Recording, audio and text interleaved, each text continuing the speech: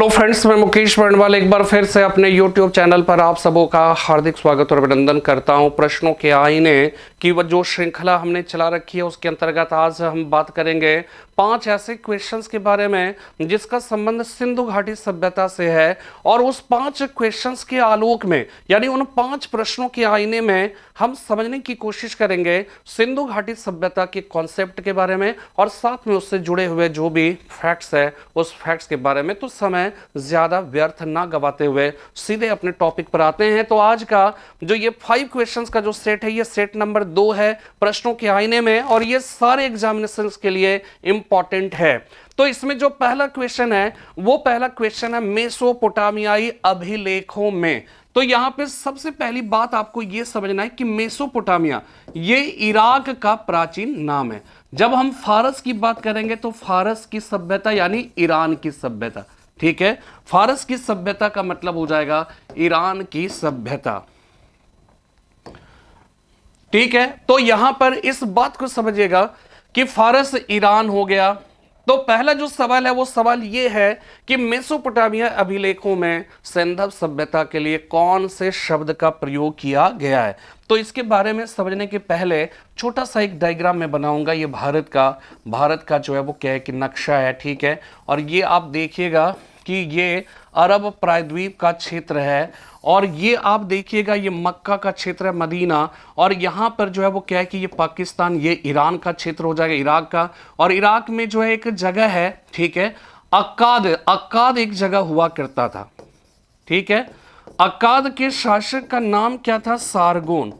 और सारगोन जो है, सारगोन इस बात का लिखित रूप से दावा करता है कि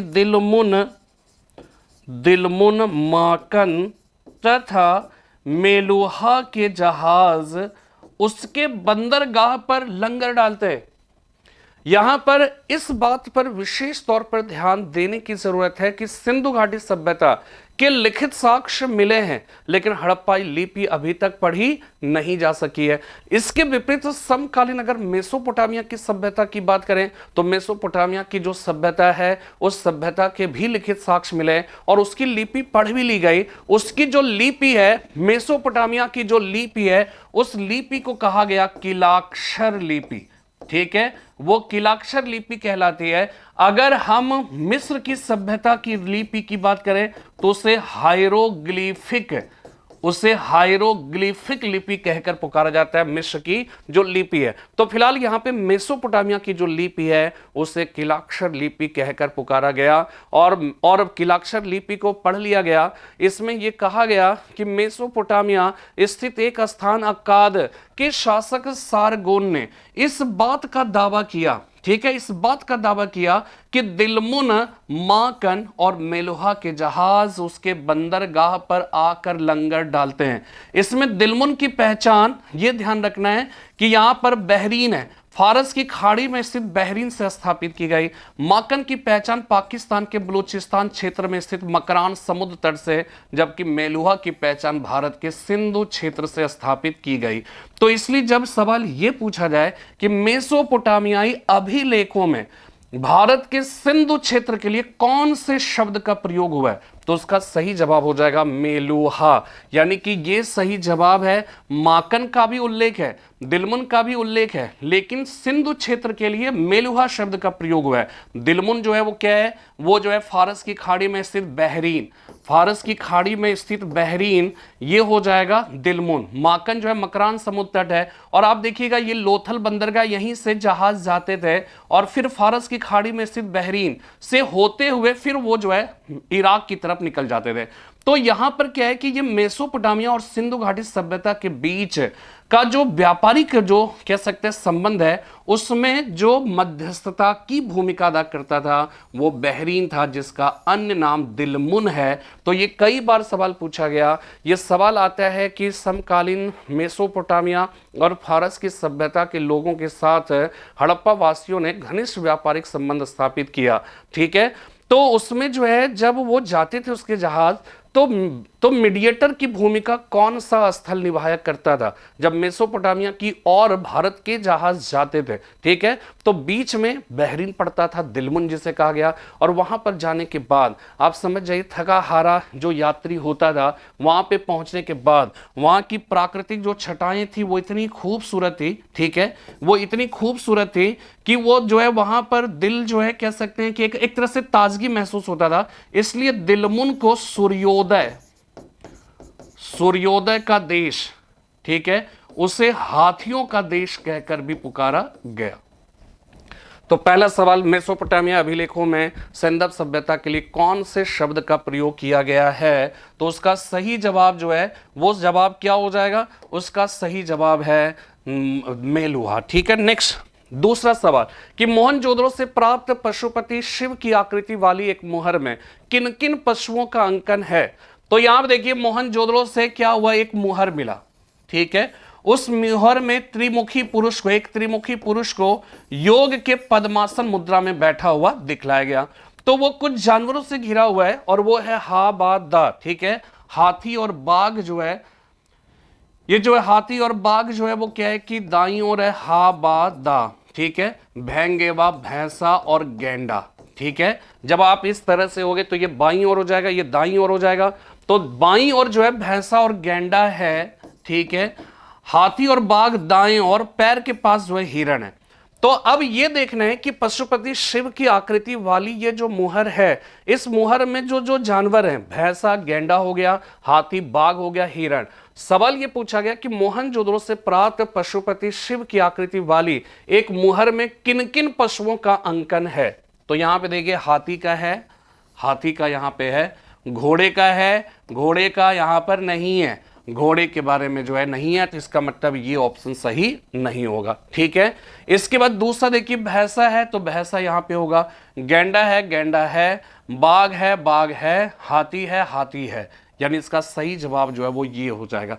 देखिए और नेक्स्ट देखिए घोड़ा जहां जहां होगा घोड़ा नहीं होगा, तो घोड़ा जाए ये नहीं है, ये नहीं है, तो इसका राइट आंसर जो है वो क्या हो जाएगा?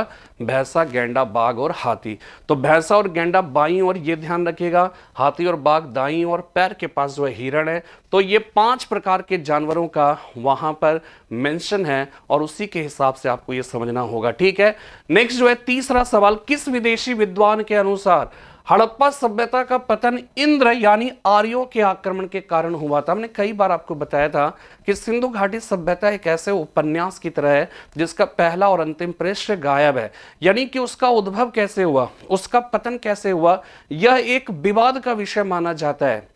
किंतु विद्वानों ने इसके उद्भव और इसके पतन पर अपनी अपनी राय रखी है। और जब हम पतन की अगर हम बात करें तो उसमें 2 तरह के ओपिनियंस आते हैं। एक ओपिनियन है कि हड़प्पा सभ्यता का अकस्मात पतन हुआ, यानी कि अचानक पतन हो गया, और कुछ विद्वानों का वर्ग है वो ये कहते हैं कि नहीं, उसका ग्रेजुअली धीरे धीरे जो है उसका पतन हुआ।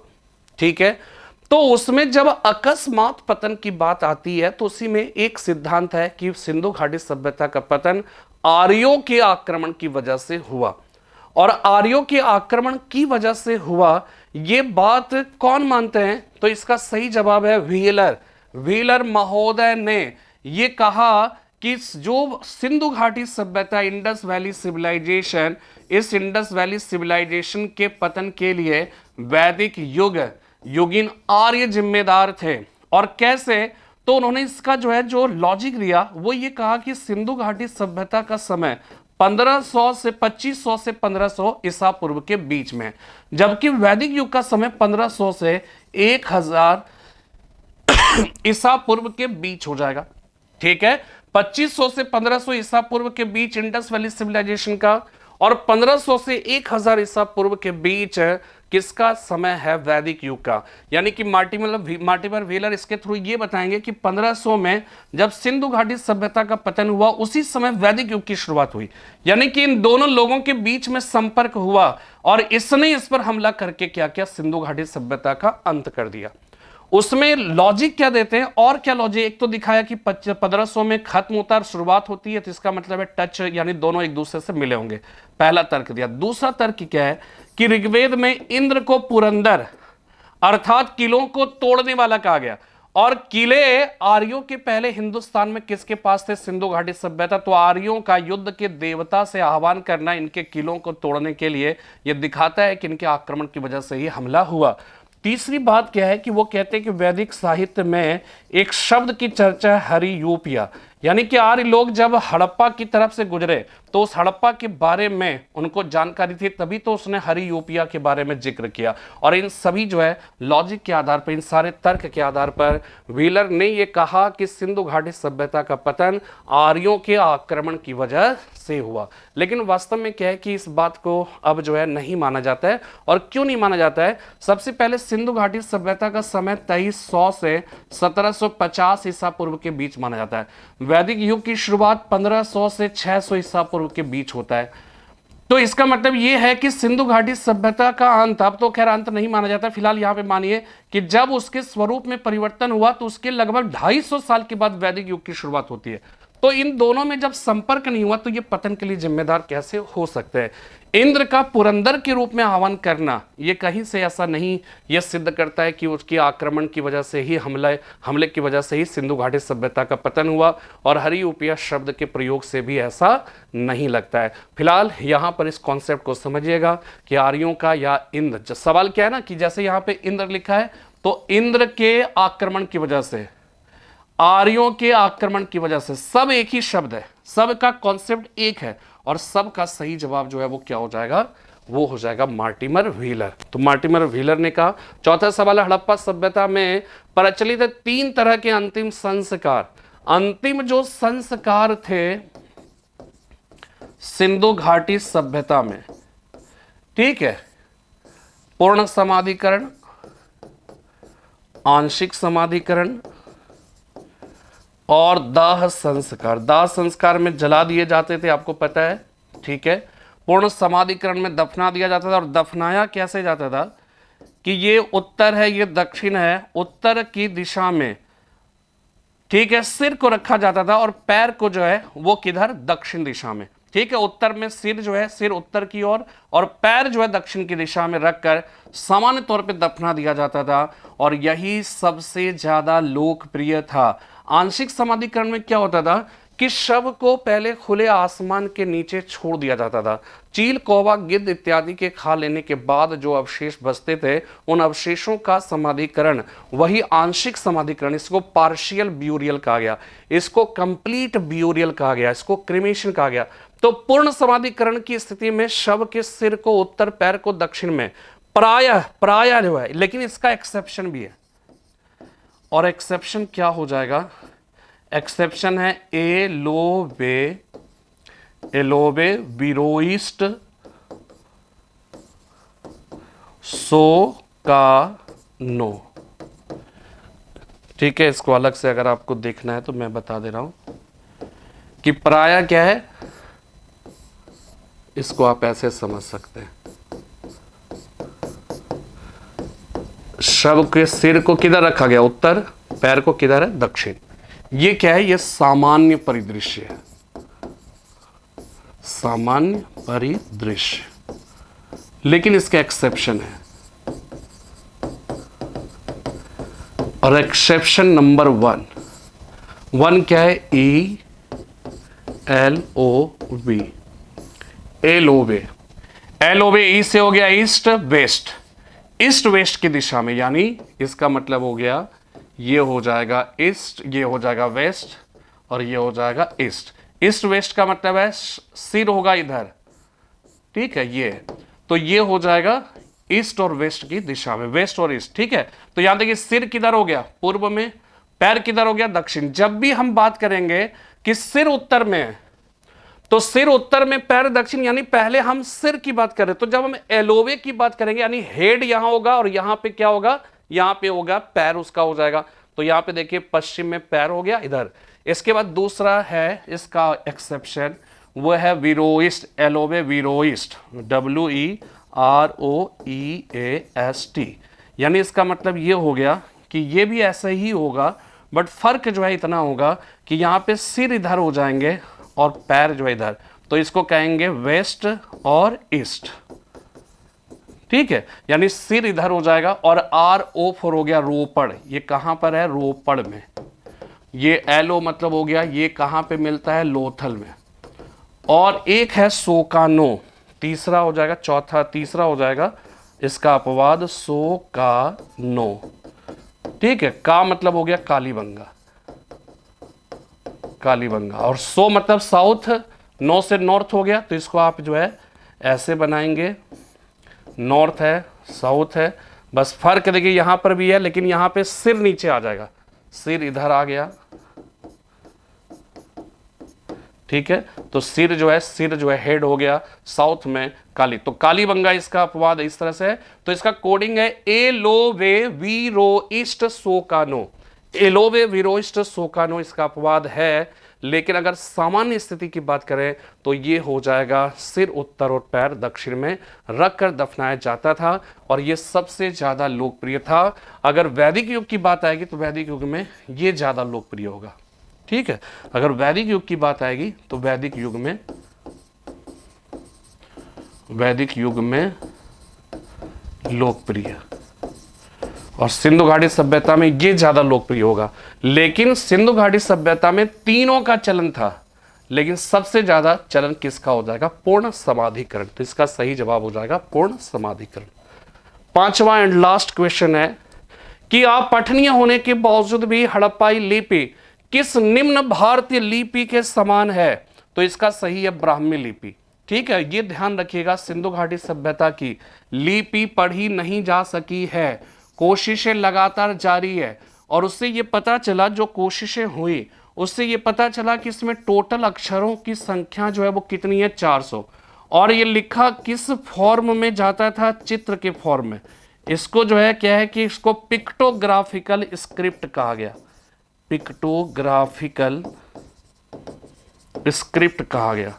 और ये पिक्टोग्राफिकल शब्द जो है ये पिक्ट से बना है, पिक्चर जैसे कहते हैं ना, पिक्चर, तो ये चित्र के फॉर्म में था, पिक्टोग्राफिकल स्क्रिप्ट। और ये लिखा जाता था बास्त्रोफेदन शैली में, बास्त्रोफेदन